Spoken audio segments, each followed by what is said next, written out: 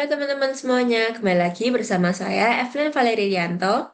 Dan di video kali ini saya akan menjelaskan dan memberikan contoh pengerjaan tentang jurnal penyesuaian dan laporan keuangan. Sebelum saya masuk ke materi kali ini, izinkan saya mengulas sedikit materi pada video sebelumnya. Nah, dapat kita ingat bahwa persamaan akuntansi adalah hak sama dengan kewajiban, yang dimana hak ini adalah aset atau aktiva, sedangkan kewajiban dibagi menjadi dua, yaitu kewajiban terhadap pihak lain, atau yang biasa kita sebut dengan liabilitas, dan kewajiban terhadap pemilik, atau yang biasa kita sebut dengan ekuitas. Nah, aset ini bertambah di debit dan berkurang di kredit, sedangkan liabilitas dan ekuitas ini kebalikannya aset, dia bertambah di kredit dan berkurang di debit. Nah, ini yang akan menjadi dasar kita dalam mengerjakan jurnal dan laporan nantinya. Jadi, jangan sampai lupa ya teman-teman. Nah, selanjutnya kita masuk ke jurnal penyesuaian. Secara sederhananya, jurnal penyesuaian adalah jurnal yang dibuat pada akhir periode akuntansi untuk menyesuaikan saldo akun agar sesuai dengan kondisi sebenarnya. Tujuannya adalah agar pendapatan dan beban diakui pada periode yang tepat sesuai dengan prinsip actual basis. Nah, untuk akun-akun yang memerlukan penyesuaian ada perlengkapan beban dibayar di muka, pendapatan diterima di muka, beban yang masih harus dibayar, pendapatan yang masih harus diterima, dan penyusutan. Untuk lebih jelasnya lagi akan dibahas di contoh soal nantinya. Next, kita masuk ke laporan keuangan. Yang pertama ada laporan laba rugi. Nah, laporan laba rugi adalah laporan keuangan yang menyajikan pendapatan, beban, dan laba atau rugi perusahaan dalam periode tertentu. Laporan ini menunjukkan kinerja perusahaan selama 1 bulan, 1 kuartal, atau 1 tahun. Contohnya seperti di bawah ini. Ini terdapat pendapatan, beban, dan laba bersih terakhirnya. Selanjutnya yang kedua ada laporan laba ditahan atau bisa disebut juga dengan laporan saldo laba. Laporan laba ditahan adalah laporan keuangan yang menunjukkan perubahan saldo laba ditahan selama 1 periode. Nah, contohnya dapat dilihat di bawah sini. Pertama, kita masukin saldo awal laba ditahannya, terus saldo bersih ini dari yang sebelumnya yang di sini. Terus kita masukin dividen dan prive jika ada, dan ada total saldo akhir laba ditahan.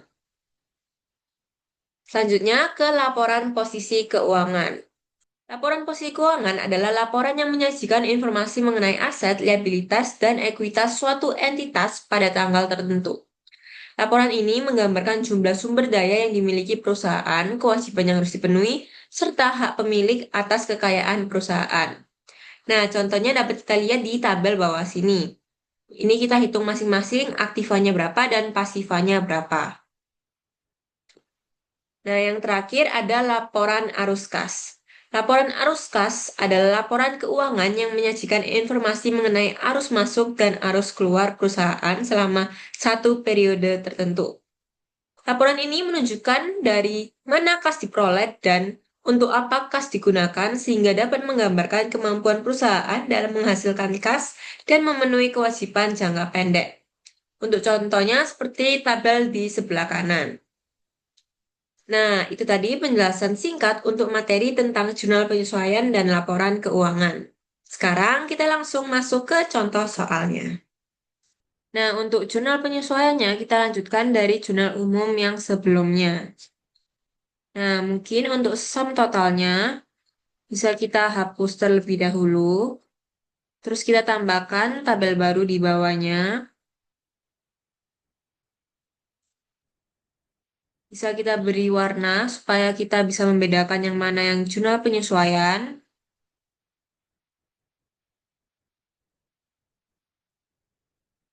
Terus kita tambahkan grade-nya.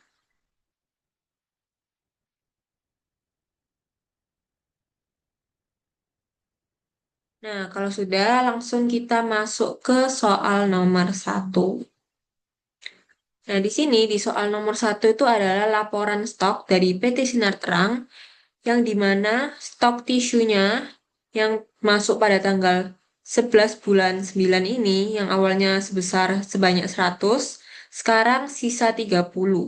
Berarti jumlah yang keluar, jumlah yang digunakan itu sebanyak 70. Berarti kita masukin tanggalnya dulu.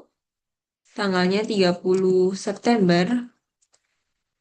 Karena jurnal penyesuaian, berarti di akhir bulan.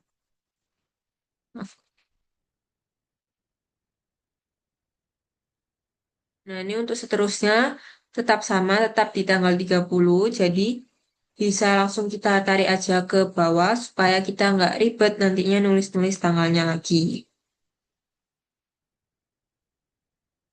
Nah, selanjutnya untuk akunnya apa? Nah, karena di sini ada jumlah yang keluar sebesar 70, berarti untuk akunnya di sini adalah beban perlengkapan, karena yang kita catat di sini adalah perlengkapan yang kita gunakan. Jadi ada beban perlengkapan, dan beban perlengkapan ini masuk di debit karena beban termasuk ekuitas, yang dimana beban mengurangi ekuitas, dan ekuitas berkurang di debit. Nah, untuk sisi kreditnya itu ada perlengkapan. Nah, untuk saldonya sebesar berapa? Sini kita bisa pakai rumus sama dengan, nah kita bisa lihat dari tanggal sebelumnya yang dimana dia masuk pada tanggal 11, berarti di sini ada sebesar 50.000, jadi kita klik. Terus sisanya itu sebesar 150.000, berarti E14 ini dikurangi sama 150.000. Keluar jadi 350.000. Nah, ini kalau misalnya kita mau copy paste, kita bisa tambahkan string dan bisa langsung kita copy dan paste. Dan kita tambahkan untuk keterangannya penggunaan perlengkapan sebesar 150.000. Nah, kok pas? Nah, perlengkapan ini bisa berkurang karena perlengkapan ini termasuk barang yang bisa habis pakai. Sedangkan berbeda dengan peralatan, peralatan itu nggak bisa habis pakai, tapi dia bisanya menyusul. Nah, lanjut ke soal selanjutnya, soal nomor 2. Di sini ada kwitansi pembayaran sewa gedung selama 3 bulan yang terjadi pada tanggal 20 September. Nah, berarti sewa gedungnya ini sudah kita pakai selama sebulan. Jadi untuk akun debitnya di sini ada beban sewa, dan untuk akun kreditnya ada sewa dibayar di muka. Nah, karena sewa dibayar di muka ini termasuk aset dan aset berkurang di kredit, maka dari itu sewa dibayar di muka ini masuk di kredit. Nah, sebesar 1,5 ini dibagi 3. Kenapa dibagi 3? Karena sewa gedung ini dibayarkan untuk 3 bulan dan baru kita gunakan selama 1 bulan. Kita bisa pakai rumus sama dengan kita klik untuk pembayarannya yang di sini sebesar 1,5 juta, kita bagi dengan 3. Nah, langsung muncul sebesar 500.000. Terus kita tambahkan string lagi dan bisa kita kopas. Untuk keterangannya bisa kita tambahkan.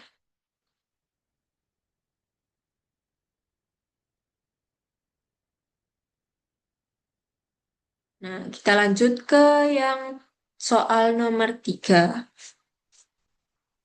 Nah, untuk soal nomor 3 di sini ada daftar penyusutan PT Sinar Terang, yang dimana ada meja dan kursi seharga 8 juta ini menyusut 5% dan akumulasi penyusutannya sebesar 400.000. Jadi untuk akun debitnya di sini ada beban penyusutan peralatan, dan untuk akun kreditnya di sini ada akumulasi penyusutan peralatan.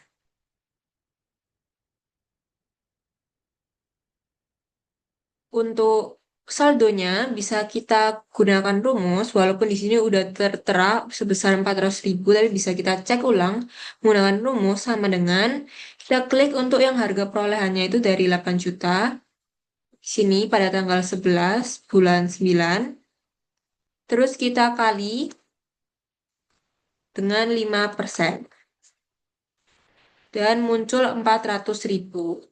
Terus bisa kita tambahkan string lagi. Baru kita kopas. Untuk keterangannya bisa ditambahkan penyusutan peralatan sebesar 400.000. Kita kopas dan kita lanjut lagi ke nomor 4. Nah, nomor 4 di sini ada kwitansi pembayaran uang muka untuk jasa perbaikan bulan Desember sebesar 2,5 juta. Namun, di bawahnya di sini tertera ada surat pernyataan telah menyelesaikan pekerjaan. Yang dimana di sini telah menyelesaikan setengah dari jasa perbaikan yang telah dibayarkan untuk bulan Desember 2025. Nah, karena hanya setengah, berarti nanti saldo ini kita bagi 2. Nah, untuk akun debitnya di sini ada pendapatan diterima di muka, pendapatan jasa diterima di muka. Dan untuk akun kreditnya ada pendapatan jasa. Nah, kenapa pendapatan jasa ini masuk di kredit? Karena pendapatan jasa ini menambah ekuitas dan ekuitas bertambah di kredit. Nah, sedangkan pendapatan jasa diterima di muka ini adalah kewajiban atau liabilitas yang dimana liabilitas berkurang di debit. Nah, sebesar kita tulis sama dengan, nah, kita klik yang pendapatan jasa diterima di muka yang terjadi pada tanggal 14 September ini, terus kita bagi 2. Jadi sebesar 1,25. Terus kita tambahkan string lagi, baru kita kopas. Untuk keterangannya bisa kita tulis menyelesaikan setengah dari jasa perbaikan. Oke, sekarang kita lanjut lagi ke soal nomor 5. Nah, di soal nomor 5 ini ada surat pernyataan telah menyelesaikan pekerjaan. Namun, di sini keterangannya dikatakan bahwa telah menyelesaikan jasa reparasi yang belum dibayarkan sebesar 1 juta. Nah, di sini kalau misalnya belum dibayarkan, berarti artinya kita punya piutang karena orang tersebut memiliki hutang kepada kita. Nah, jadi piutang usaha kita bertambah dan karena piutang termasuk aset dan aset bertambah di debit, maka piutang usaha masuk di debit. Dan untuk sebelah sisi kredit, ada pendapatan jasa. Kenapa pendapatan jasa masuk di kredit? Karena pendapatan jasa menambah ekuitas dan ekuitas bertambah di kredit. Bisa kita tulis sebesar 1 juta. Untuk keterangannya bisa kita tulis piutang usaha. Nah, kita lanjut ke soal selanjutnya, soal nomor 6. Di sini ada tagihan pembayaran PLN sebesar 700.000. Nah, berarti kita tulis untuk akun debitnya di sini ada beban utilitas. Dan untuk akun kreditnya di sini ada utang usaha. Nah, kenapa di sini utang? Karena beban yang di sini itu belum dibayarkan, makanya utang itu bertambah dan utang bertambah di kredit. Nah, kita tulis di sini untuk saldonya sebesar 700.000. Nah, untuk keterangannya bisa kita tulis utang utilitas. Kita kopas. Dan kita lanjut lagi ke soal berikutnya, yaitu soal nomor 7. Perhitungan lembur karyawan yang dimana sini ada 3 karyawan yang upah lemburnya belum dibayarkan sebesar 100.000, 50.000, dan 100.000. Berarti total sebesar 250.000. Sini keterangannya ketiganya belum dibayarkan. Jadi bisa kita tulis untuk akun debitnya di sini ada beban, gaji, dan upah. Dan untuk akun kreditnya di sini ada utang, gaji, dan upah. Nah, sama seperti konsep yang sebelumnya yang utilitas, karena gajinya belum dibayarkan, maka utangnya bertambah dan utang bertambah itu di kredit. Dan kita tulis di sini sebesar 250.000 atau kita bisa gunakan rumus sama dengan 100.000 ditambah 50.000 ditambah 100.000. dan kita enter sebesar 250.000. Bisa kita kopas. Dan untuk keterangannya bisa kita tulis utang upah lembur karyawan. Dan bisa kita kopas. Nah, karena ini termasuk nomor terakhir, mungkin untuk kolom yang tersisa ini bisa kita hapus saja.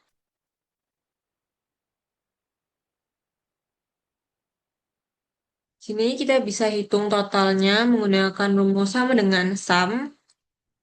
Terus kita select kolomnya.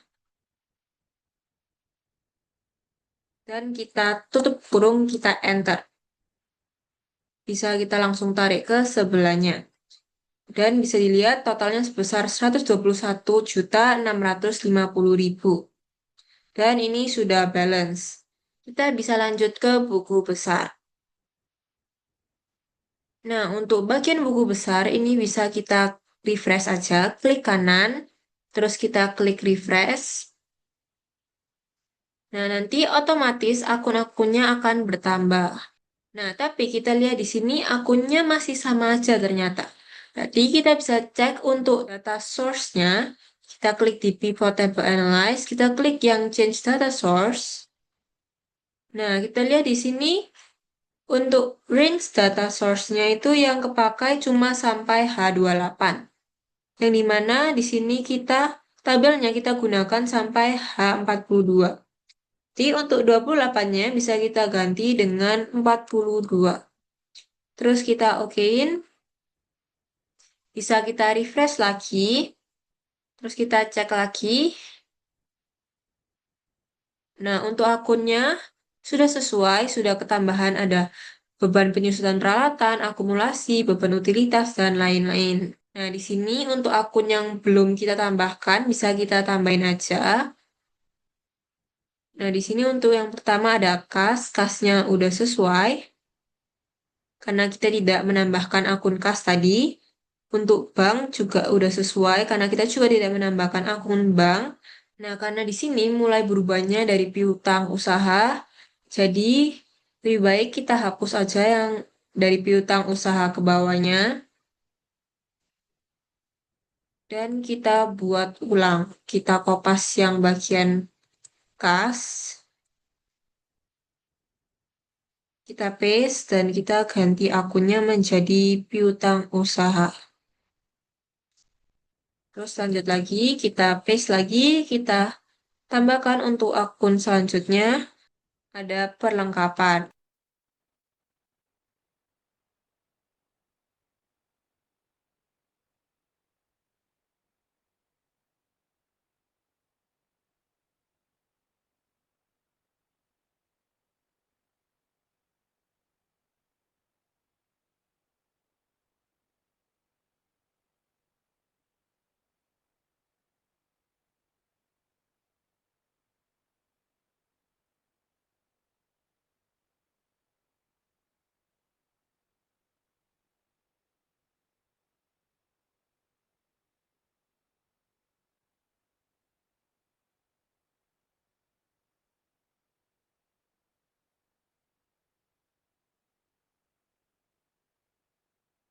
Nah, jika sudah kita kopas semuanya, sekarang kita bisa cek dengan jurnal umumnya tadi yang sudah kita tambahkan di sini.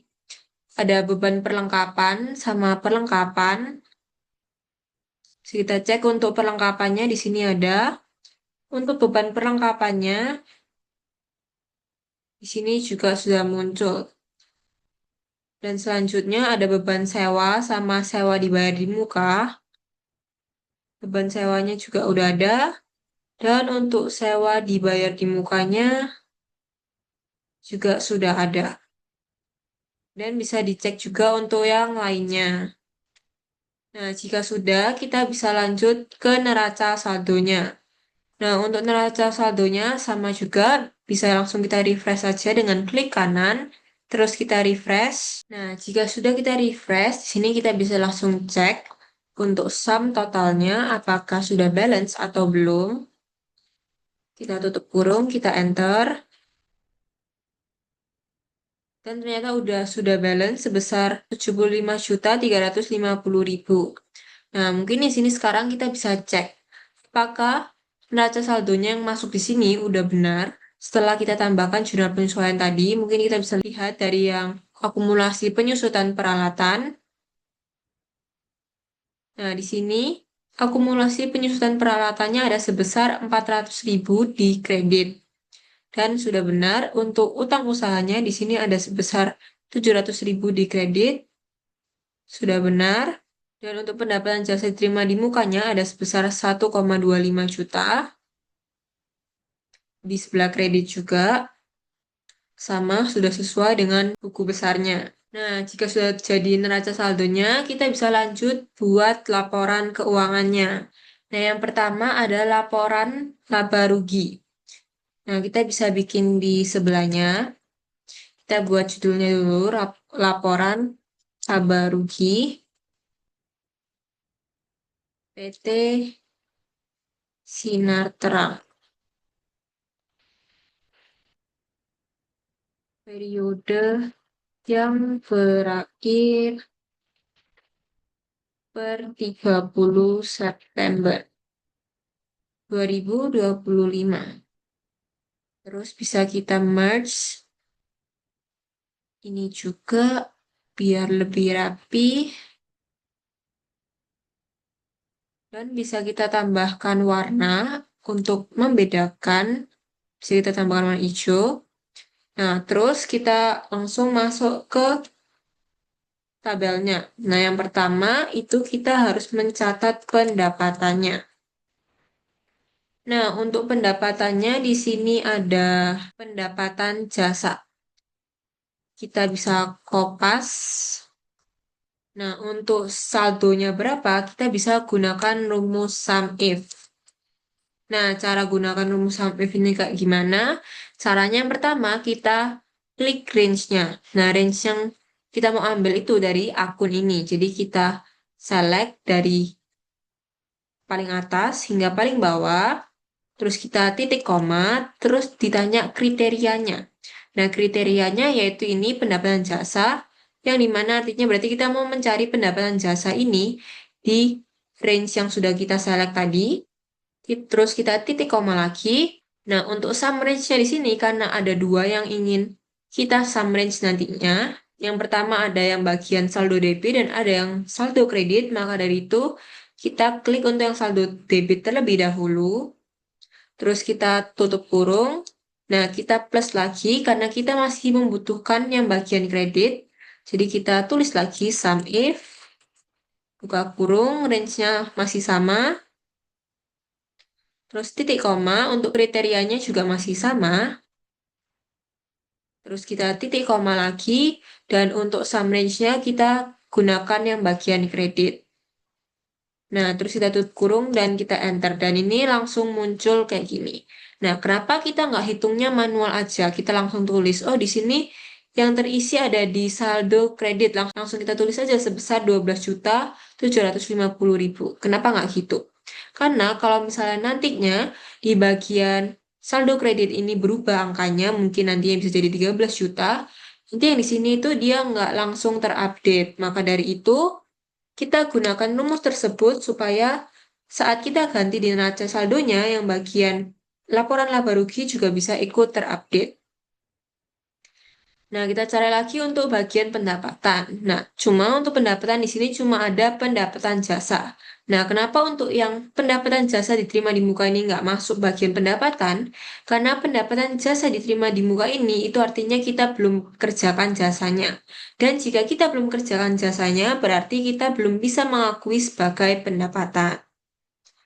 Nah, lanjut kita masuk ke yang dua, yaitu beban. Nah, untuk yang bagian beban di sini kita bisa kopas. Nah, untuk rumusnya masih sama. Nah, kita bisa kopas aja langsung rumus yang pendapatan jasa tadi. Cuma kita bisa tambahkan string terlebih dahulu di bagian range-nya ini agar saat kita kopas nanti range-nya tidak berubah. Dan kita juga bisa ganti yang bagian sum range-nya yang di saldo debit dan saldo kredit. Dan kita juga bisa tambahkan string juga di bagian sum range-nya yang di saldo debit dan saldo kredit agar saat dikopas mereka juga tidak ikut berubah.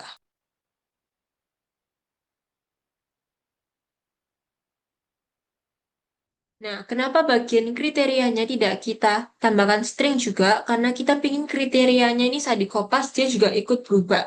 Jadi saat kita kopas ke bagian beban perlengkapan, kriterianya juga berubah menjadi beban perlengkapan. Jadi jika sudah kita string, bisa kita kopas dan bisa kita tarik langsung ke bawah. Nah, bisa kita sesuaikan untuk angkanya sudah sama dan sudah sesuai. Nah, sekarang kita hitung untuk total bebannya.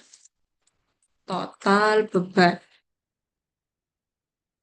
Nah, untuk total bebannya kita bisa langsung gunakan rumus sama dengan sum. Jadi bisa langsung kita totalkan, kita select, kita tutup kurung, dan kita enter.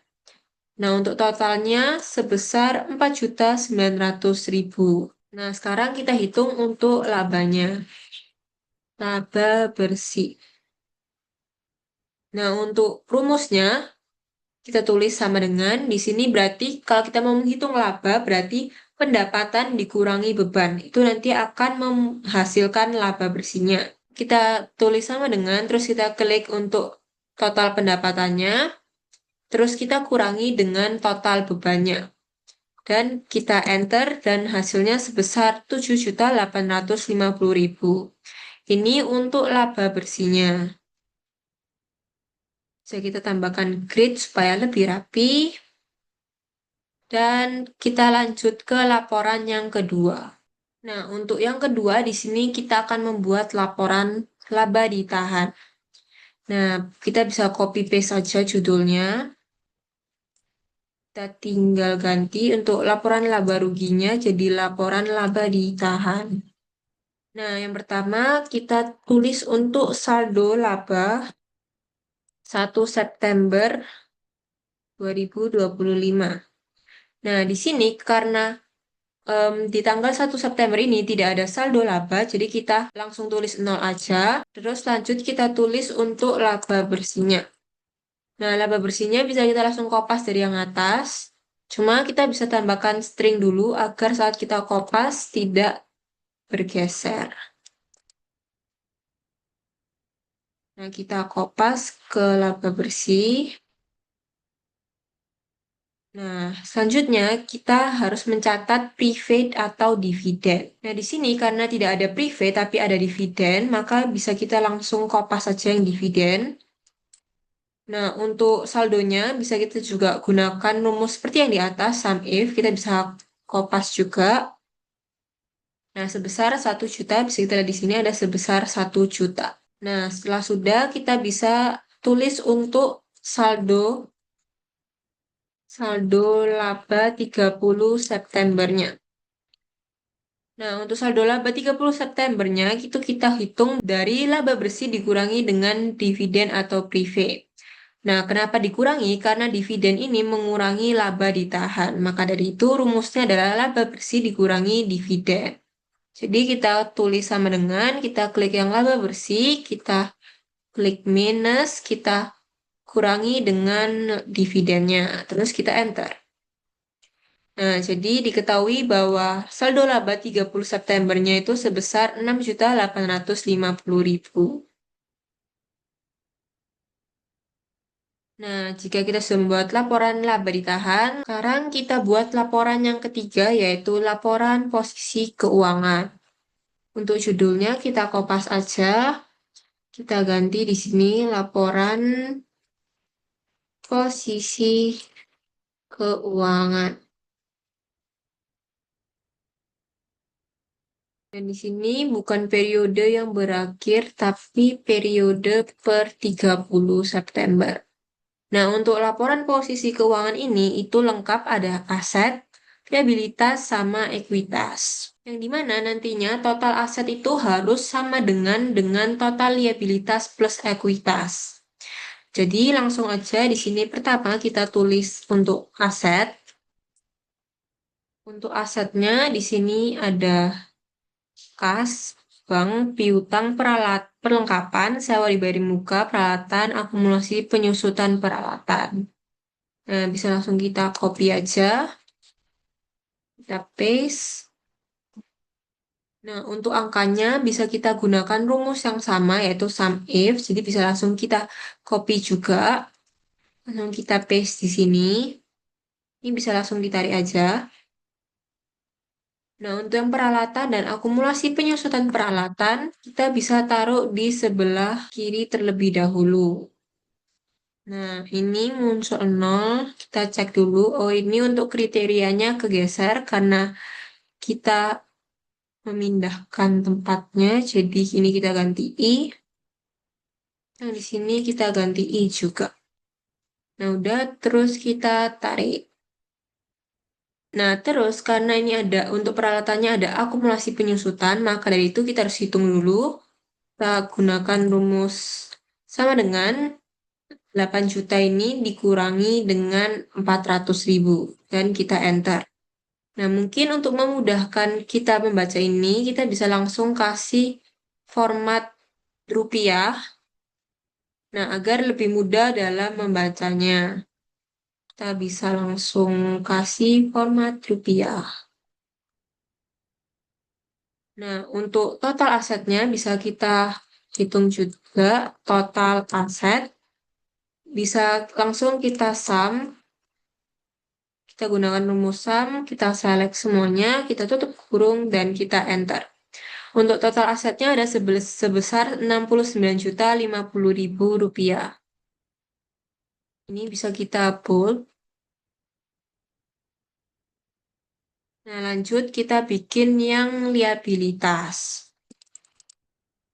Nah, kita cari untuk akun liabilitasnya. Kita bisa copy, terus kita paste. Dan untuk rumusnya sama seperti yang di atas, kita copy aja langsung. Kita paste dan kita tarik. Nah, bisa langsung kita total. Untuk total liabilitasnya, kita gunakan rumus sum. Kita select dan kita tutup kurung. Dan kita enter. Untuk total liabilitasnya ada sebesar 2.200.000. Kita bold lagi. Kita bisa gunakan Ctrl B. Terus ini juga bisa kita merge dan kita bold. Lanjut, sekarang kita bikin yang ekuitas. Ekuitas. Nah, untuk akunnya bisa kita copy juga. Nah, untuk akunnya di sini kita cuma gunakan yang modal saham-saham biasa. Kenapa kita nggak gunakan yang lainnya? Di sini ada seperti dividen, pendapatan, jasa, beban perlengkapan, beban penyusutan, beban gaji, beban sewa, dan beban utilitas. Karena dari dividen hingga beban utilitas ini sudah kita hitung di saldo laba ini. Maka dari itu, untuk yang saldo laba ini bisa kita kopas juga. Kita ganti ini saldo 30 September. Nah, untuk saldonya bisa kita kopas juga, cuma jangan lupa kita tambahkan string juga. Dan bisa langsung kita kopas. Dan jangan lupa untuk modal saham-saham biasanya rumusnya sama seperti sebelumnya. Nah, ada sebesar 60 juta. Mungkin kita bisa cek juga modal saham-saham biasanya ada sebesar 60 juta. Nah, udah. Sekarang kita hitung total ekuitasnya. Kita sum dan kita enter. Ada sebesar 66.850. Nah, jangan lupa juga kita pada akhirnya harus menghitung total kewajibannya. Jadi liabilitas ditambah oleh ekuitas. Rumusnya langsung aja sama dengan total liabilitas kita tambah dengan total ekuitas dan kita enter. Sebesar 69.050.000 dan sama dengan total asetnya. Ini bisa kita bold supaya lebih jelas.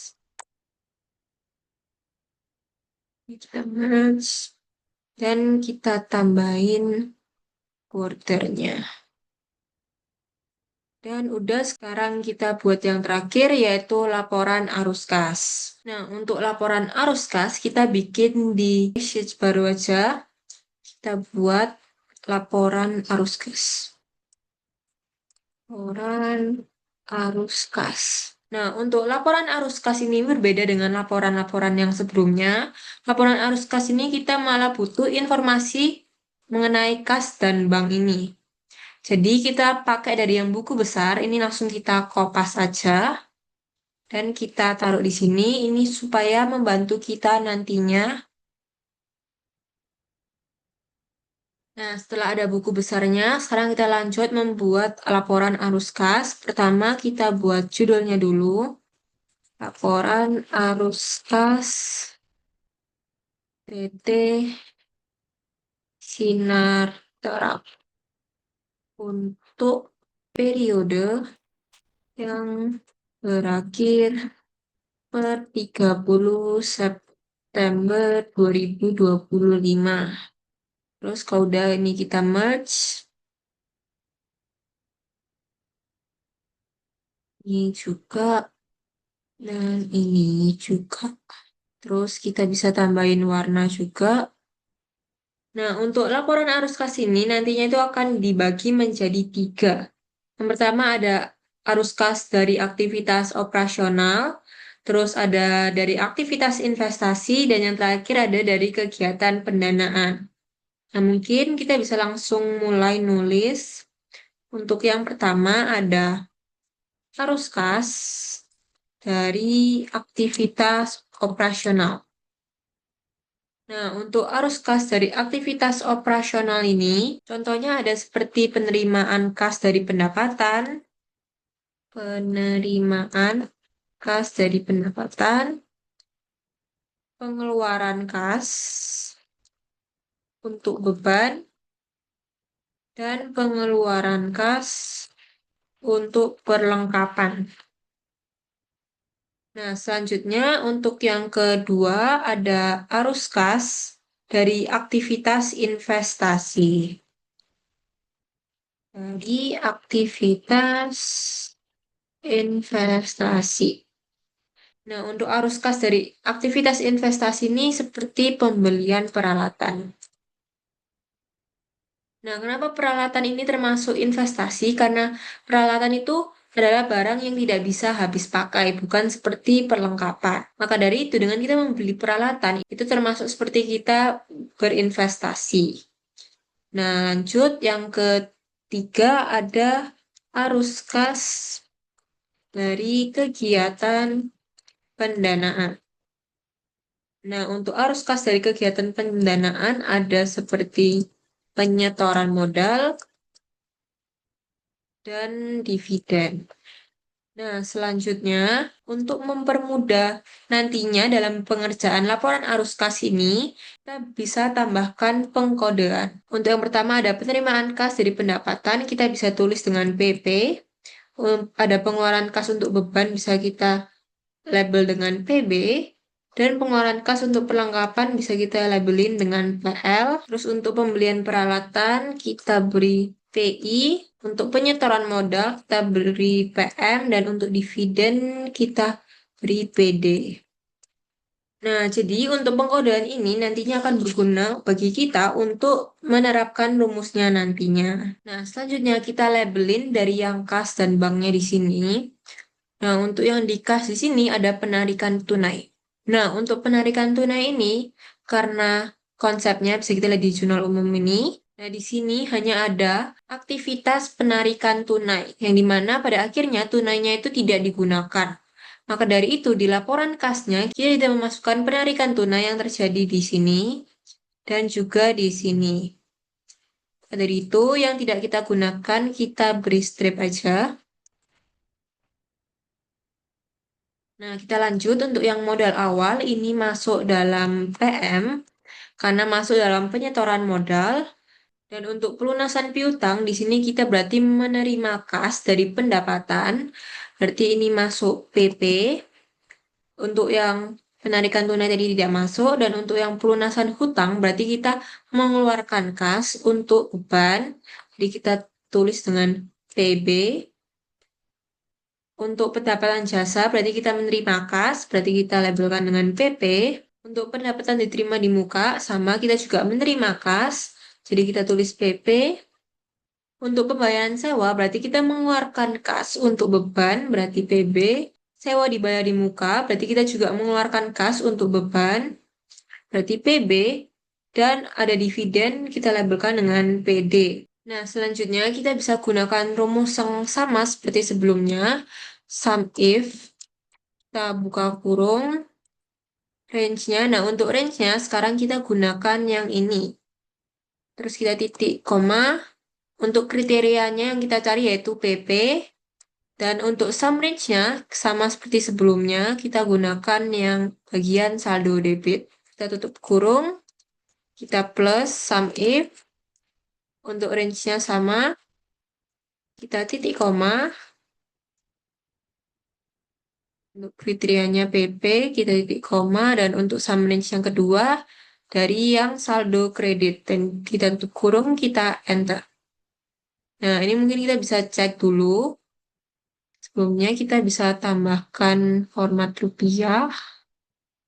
Nah, mungkin untuk yang bagian saldo debit dan kredit yang di sini bisa kita hide terlebih dahulu. Karena yang kita butuhkan itu saldo debit dan kredit yang sebelah sini. Nah, ini bisa kita cek untuk yang PP di sini ada sebesar 500.000 sama 2.500.000 dan 10 juta. Jadi total 13 juta. Nah, udah benar berarti ini tinggal kita kopas. Tapi sebelum kita kopas, jangan lupa untuk menambahkan string agar tidak bergeser jika dikopas. Yang kriteria berarti jangan ditambahkan string karena kita ingin yang kriterianya untuk ikut berubah saat kita kopas.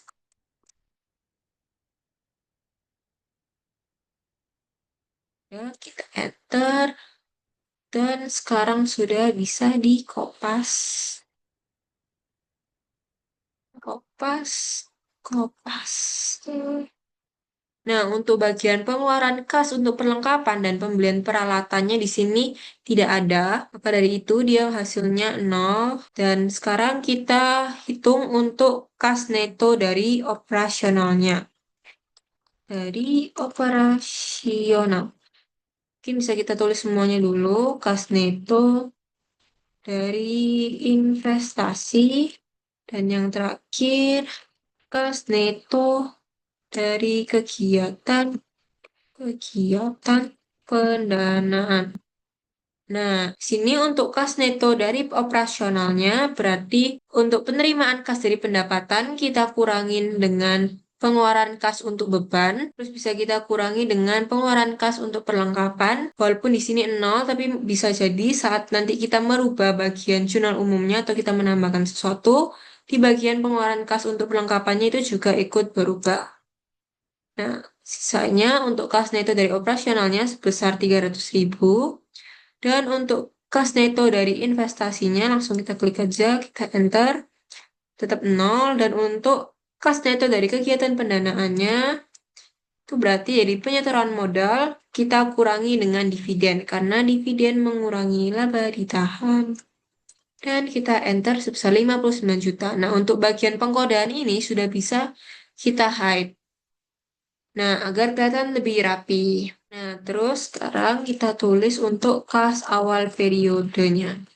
Nah, karena ini kita anggapannya adalah perusahaan baru, jadi untuk kas awal periodenya sama seperti laba ditahan pada tanggal 1 September, yaitu sebesar 0, karena ini anggapannya adalah perusahaan baru. Dan sekarang kita hitung untuk kas akhir periodenya. Nah, untuk kas akhir periodenya bisa langsung kita hitung. Jadi, kas neto dari operasional ini kita kurangi dengan kas neto dari investasi karena ini pembelian peralatan jadi mengurangi. Terus yang terakhir ada kas neto dari kegiatan pendanaan. Ini kita tambah dengan kas neto dari kegiatan pendanaan dan kita enter sebesar 59.300.000. Nah, untuk mengetahui apakah ini sudah benar atau belum, kita bisa langsung Menotalkan bagian kas dan bank ini yang di buku besar ini dari 12 juta kita tambahkan dengan 47.300 dan kita enter. Dan ternyata udah sama sebesar 59.300. Berarti artinya sudah balance. Nah, mungkin untuk bagian laporan arus kas bisa kita rapikan terlebih dahulu. Nah, itu tadi penjelasan tentang jurnal penyesuaian dan laporan keuangan. Semoga teman-teman bisa lebih paham dan sekian dari saya. Terima kasih.